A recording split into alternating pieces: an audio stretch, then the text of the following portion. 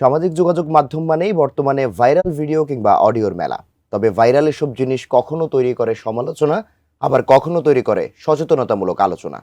সম্প্রতি ঢাকার একটি কফি শপের ভিডিও ঠিক একইভাবে আলোচনার ঝড় সৃষ্টি করেছে, যেখানে ভাইরাল ভিডিওতে দেখা যায় ছোট এক তরুণীকে লাঠি দিয়ে পেটাতে। এখন প্রশ্ন, প্রকৃত অর্থে কি ঘটেছিল ওই কফি শপে? এ বিষয়ে বিস্তারিত জানাচ্ছেন ইশতিয়াক হোসেন।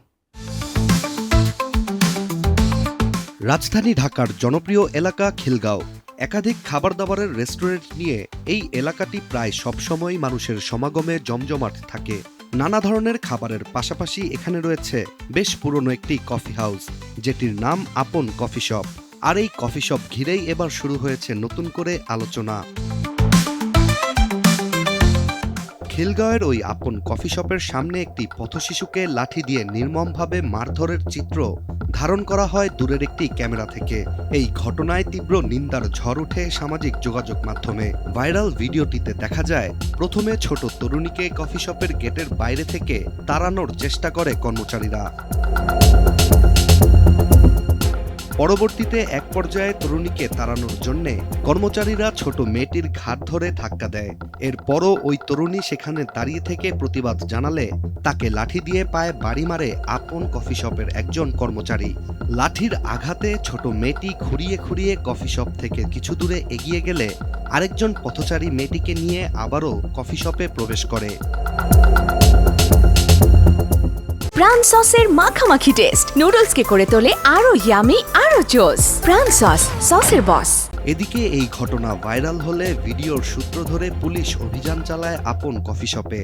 আর ছোট মেয়েটিকে প্রকাশ্যে লাঠি দিয়ে আঘাত করার জন্য আপন কফি শপের ম্যানেজার ও কর্মচারী সহ মোট 4 জনকে আটক করা হয় বলে জানায় পুলিশ। কিন্তু এখনও নির্যাতনের শিকার শিশুটিকে খুঁজে পাওয়া যায়নি বলে দাবি পুলিশের। এই নির্মম ঘটনার পর বিভিন্ন মহলে প্রশ্ন উঠছে, ঠিক কী কারণে মেয়েটিকে পেটানো হয়েছিল।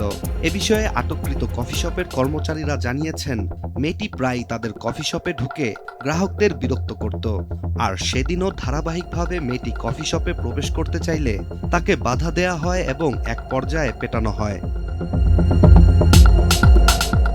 তবুও নেটিজেনদের দাবি, এই শহরে প্রতিদিন কত শিশুই এমন নির্যাতনের মুখোমুখি হচ্ছে, যা আমাদের দৃষ্টির আড়ালে থেকে যায়।